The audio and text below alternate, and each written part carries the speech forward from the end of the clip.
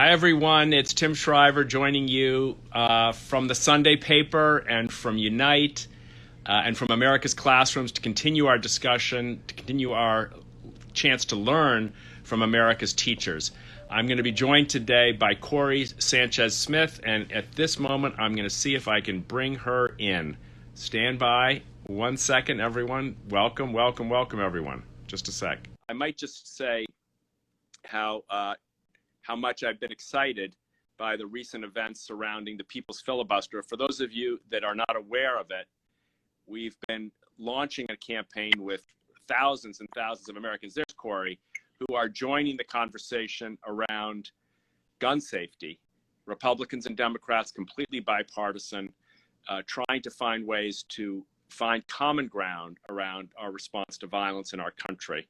So for those of you, Kori, I was just filling the time a little bit until you could join, but welcome. I was just suggesting everyone, if you have a chance to go to 24/7, the People's Filibuster, you too can join in sharing your voice about how we right now as a country, as citizens of the country, can weigh in with compassion, with dignity, with empathy for all, but also for action.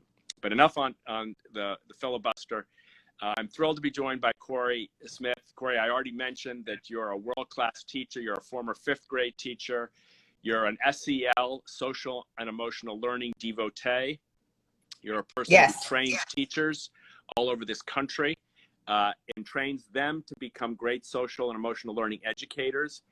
And as everyone that joins this, I hope knows, our goal is to find the best of America's teachers and give them a chance to teach the rest of us, not just their students, but the rest of us, the lessons we need to confront the divisiveness and polarization and the despair that many people feel, with skills and with competence and with compassion, so that we, the adults, can become agents of welcome for everyone and not just ask our kids to fight bullying, but that we can be opponents to bullying too. So with all that, welcome, Kori. Well, thank you. And that's quite an introduction, Tim. Thank you. I agree wholeheartedly. And I believe that we tackle the bigger issues with small steps. And what I'm proposing is that we talk about one small step around problem solving, which is really timely, right? How do I look at something, decide how I feel about it, take the steps that meet my core values in order to make the biggest impact on the world, right? So one of the strategies we can use in a classroom with students is 5 why. Actually comes from the business world, but absolutely applicable in a classroom setting. So what I'm going to do is ask you in a second, get prepared, to think of something you are wondering or curious about, maybe something you'd like to try or do, but really you're still figuring out how you want to move forward. So you tell me when you're ready, and we will go through the 5 So this is something, just so I understand, this is something you would take to fifth graders, or you could take to fifth graders when they're facing challenges or when they're facing goal-setting opportunities or moments in their lives, and you would show them how to use these skills to tackle problems that even I dare say a fifth grader can handle, right? So I should be able to do this. You are qualified, yes. Okay. This is something that I would absolutely do in fifth grade, but I wouldn't stop there. I would continue in secondary school as well, because this practice of identifying the steps to a problem is lifelong. It's something that I do as a mother. It's something I would do with my husband if we're looking at things together. So yes, this is something where you're really trying to get down to the root of a problem or concern, or really what you're excited about, so you know how to move forward. Got it. Okay. So you're asking me what's something I'm curious about or thinking about right now. Yes. And then you're going to help me try to figure out how to address it. Yes, I'm going to facilitate. But as every educator has as a goal, eventually you'll be able to do this independently. So this is something maybe eventually I could teach it if I'm good, right? Okay. You will absolutely be able to do that. Yes. Okay. So so here's one. I was reading this morning about, I think this is the 3rd year as a country we're celebrating Juneteenth. And so we have a federal holiday on Monday. And there was a poll I saw that said, Americans are supportive of the holiday. Some don't understand it or don't necessarily agree with it. But the number that struck me was that a lot of Americans don't know how to celebrate Juneteenth. And I thought to myself, I don't know how to celebrate Juneteenth. I know of the historical story. In fact, I taught it a little bit when I was a secondary school social studies teacher, but I don't know how to celebrate it. And I was thinking, I'll be with my wife, my kids, maybe even a grandson. What do we do? I don't know. I'm a little perplexed. I want to do what feels right for me, but I also want to do what is respectful and consistent with our national process of healing and reconciliation in a way that makes some kind of difference, or at least helps me to add my voice to the larger voices in the country trying to lead us forward.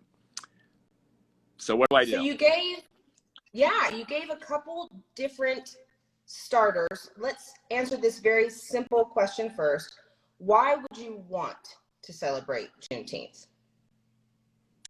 Well, I want to celebrate Juneteenth because I think it's an important milestone in our country's history, and because I think it recognizes that the pathway to freedom is still a challenge for us today. So why is it an important milestone in our nation's history? It's an important milestone because it celebrates, or it recognizes, that the promise that the United States made to its citizens who had been enslaved of freedom actually didn't reach them when the promise was written. It only reached them some months and even years later in some situations. And when it finally reached them, it became a cause of celebration. And I think what could be more exciting than finding out that your country has finally accorded you the rights and responsibilities of citizenship that it accords to everyone else, or should have accorded you from its conception. So I think it's really an important moment to celebrate and to recognize how difficult this achievement of freedom has been for many, many, many Americans. So why would you want to celebrate something so difficult in our nation's history? Well, I want to celebrate things that are difficult because only things that are difficult actually help you grow, I think. I want to celebrate things that are difficult because you can learn from them. And until we learn from difficult moments, we haven't actually allowed them to teach us what they need to teach us. I want to celebrate something difficult because I think it also has a lot of hope in this celebration. Yes, the horrors of slavery are embodied in the celebration in some way, and the ineffectiveness or the insincerity of the United States government is also involved. But there's also this promise that occurs over and over again in our country's history when we do expand the opportunities that freedom promises.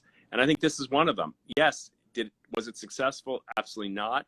But was it a promise that, at least in its smallest of steps, brought some hope to people and brought some change to the country? I think it did. So why is it important to recognize the promise of America? Because I think the promise of America is really important to the world, and it's important to me, and I have members of my family who have died for it. And I think the ideal of a country that is free, that is based on equality and dignity for all, I think that ideal, though never fulfilled, is a central hope for the world. And I think it's worth fighting for and defending and celebrating. And so why would you celebrate this hope that you have for the world? Because I think for me, it's at least in the non-religious dimension of life and the political side of life, it's the greatest hope we all have, to be free and to be seen as who we are, to be accepted and welcomed as we are. I think that's the promise of our country, and I think it's a very inspiring one, and it's a very challenging one because we haven't fulfilled it. So then the question for you, the final one is, you've gone through 5 whys. Yeah, how am I doing? You're awesome. This is hard. It is hard. But what you've decided is one of your core values is to hold on to the hope of America. It's important to you and your family and the people that have lost their lives in this country. And so celebrating Juneteenth is a part of that commitment you have to your family and your values.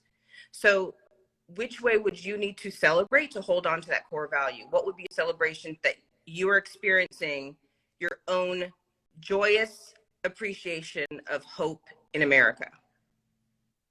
It's a great question. So I think maybe one thing I could do is maybe we could print out for Monday morning, we could print out maybe something we could all read together at breakfast, if I can get everybody up by breakfast. Something about the history of the moment so that we would all be able to put ourselves in the shoes of those who felt like they were feeling the promise of freedom for the first time. So we could do a little history.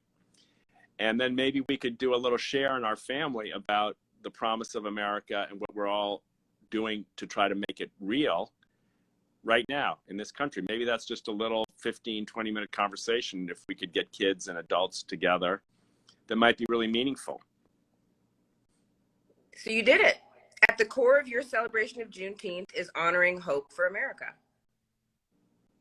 No, you really, that was masterful, Kori. I mean, I wasn't such a good student. I rambled a little bit, but that's a masterful and really powerful exercise. It seemed like you did it almost, you were able to hear in what I was saying key points, right? You were able to find the power in a way, you know, the Sunday paper, my sister's message is always news above the noise. You were able to find the message above the noise, at least my version of it, and help me to distill it in a way that gives me some clarity about how and what I want to do on a really important day. That otherwise, I got to be honest, I might have just woken up and said happy Juneteenth and then gone about my business, gotten on my computer and gone back to work. But now you've given me something real. I'm very, very grateful.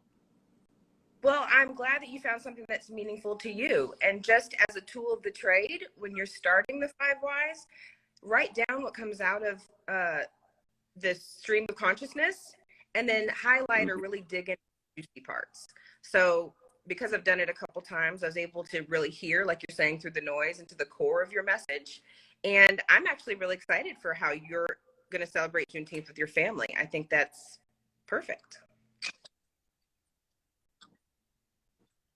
Yeah. So, well, listen, that's a master class from Koris Sanchez. It's a master teacher at work. I want to thank you for teaching me. I want to invite you to share with our audience if there are places people can go to learn more about what you do, how you train teachers, and maybe even to learn more about this exercise, the 5 whys. How can people get more information and deepen their own understanding of both this skill and others that you teach, Kori? Sure. So my company's name is Heart Shift Consulting, and I'm available through my website, Heart Shift Consulting, or I am very active on LinkedIn. So Kori Sanchez Smith, and I'd love to be of service to anyone who wants to help children live choice-filled lives. That is so. And how about individuals? If they need help, can they call you like at? Do you have a personal service for families or for couples or for relationships or for workplaces? It sounds like you could help us all in a lot of different ways, but I'm only kidding in part, but really that was such a beautiful exercise. And I'm just taking a deep breath and feeling a lot of gratitude. Well, I'm grateful for you, and thank you so much for including a holiday in your own life that's really important to me and my family. It means a lot to have support, you know, for the history that we're all growing through so that we have a different outcome moving forward. So thank you. Absolutely. Koris Sanchez Smith, thank you very much for joining us. Next week, we'll continue this conversation. And if I have any guesses, a lot of people are going to be writing saying, bring back Kori. That was fantastic. Thank you, Kori. Thank you, Maria. Thank you, Sunday Paper team. We'll look forward to continuing these in the future. Bye. Bye.